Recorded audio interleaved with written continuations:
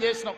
పాలమూరులో ప్రాజెక్టులు కడతా అని, పాలమూరు రంగారెడ్డి ఎత్తిపోతలు పూర్తి చేస్తా అని, కల్వకుర్తి, భీమా, నెట్టంపాడు, కోయిల్ సాగరు, జూరాల, ఆర్జీఎస్, తుమ్మిళ్ళ ప్రాజెక్టులను కడతా అని చెప్పి పాలమూరుకు మాట ఇచ్చి పాలమూరుని ఎండబెట్టి ఎగవేసిన దుర్మార్గుడివి నువ్వు ఈరోజు సంవత్సరం పూర్తి కాకముందే మా మీద వడేడుస్తురట. ఆయన కోసం ఎదురు చూస్తురట. ప్రజలందరూ బాధపడుతురట. అయ్యా చంద్రశేఖరరావు గారు, 4 కోట్ల ప్రజలు ఎవ్వరు బాధపడతలేరు. రైతులకు రైతు భరోసా వచ్చింది, రైతులకు రైతు రుణమాఫీ జరిగింది, విద్యార్థులకు ఫీజు రియంబర్స్మెంట్ ఇచ్చినాం, రాజీవ్ ఆరోగ్యశ్రీ 10 లక్షలకు పెంచినాం, పేదలకు ఇండ్లల్లా 200 యూనిట్లు ఉచిత కరెంట్ ఇచ్చినాం, ఆడబిడ్డలకు 500 రూపాయలకే సిలిండర్ ఇచ్చినాం. అదేవిధంగా ఆడబిడ్డలకు ఆర్టీసీలో ఉచితంగా బస్సు ప్రయాణం ఇచ్చినాం. 120 కోట్ల మంది ఆడబిడ్డలు ఈరోజు తెలంగాణ రాష్ట్రంలో ఉచిత బస్సు ప్రయాణం చేస్తున్నారు. దానికి 4,000 కోట్ల రూపాయలు ఖర్చు పెట్టినాం. ఇవాళ 10,000 కోట్ల రూపాయలు రాబోయే మార్చి 31 లోపల రైతు భరోసా పథకం కింద పేదల ఖాతాలో వేస్తాం. ఉపాధి హామీ కూలీలకు కూడా ఇవాళ ప్రతి కుటుంబానికి 12,000 రూపాయలు ఇచ్చినాం. ఇదే కాదు, తెలంగాణ సమాజానికి నిరుద్యోగ సమస్య, అలాంటి నిరుద్యోగ సమస్యను పరిష్కరించడానికి మొదటి సంవత్సరంలోనే 55,143 ప్రభుత్వ ఉద్యోగాలు ఇచ్చి దేశంలోనే చరిత్ర సృష్టించిన రాష్ట్రం తెలంగాణ రాష్ట్రం. నువ్వు 10 ఏళ్ళు ఇవ్వలేని ఉద్యోగాలు మొదటి సంవత్సరంలోనే 55,143 ఉద్యోగాలు ఇచ్చిన చరిత్ర మాది.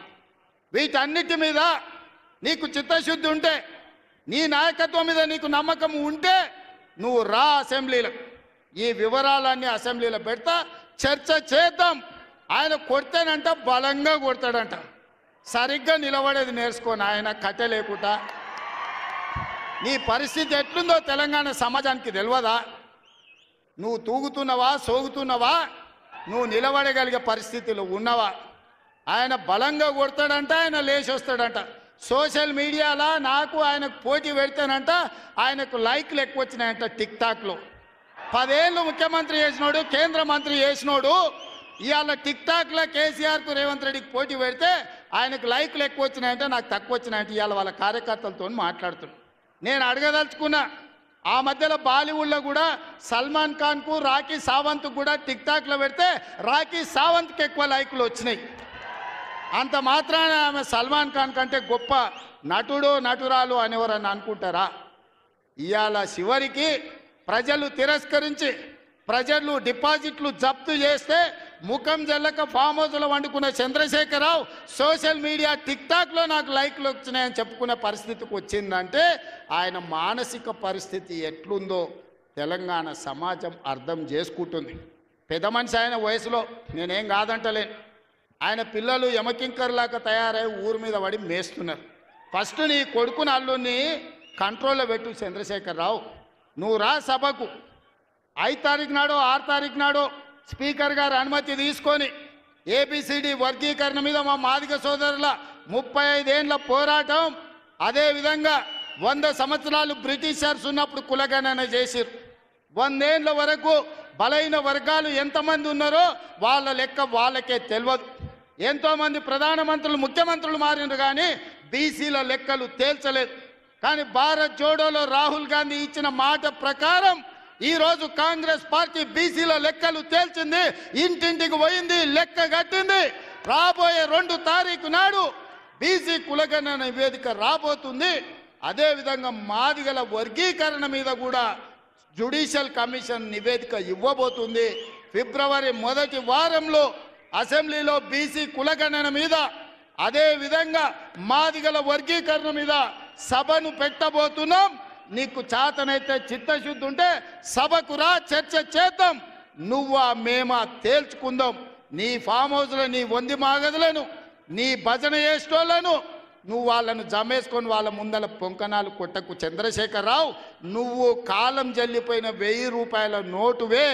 ఆ నోటు పెట్టుకుంటే ఎవడైనా జైలుకే వెళ్తాడు. ఒకప్పుడు 1000 రూపాయలకు చాలా విలువ ఉండే 1000 నోటుకి. అవునా? 1000 నోట్లు ఉన్నాయంటే అని మునగాని కింద చూసేది. ఇప్పుడు 1000 నోట్ల రూపాయలు ఉన్నాయంటే తీసుకుపోయి బొక్కలు వేస్తారు.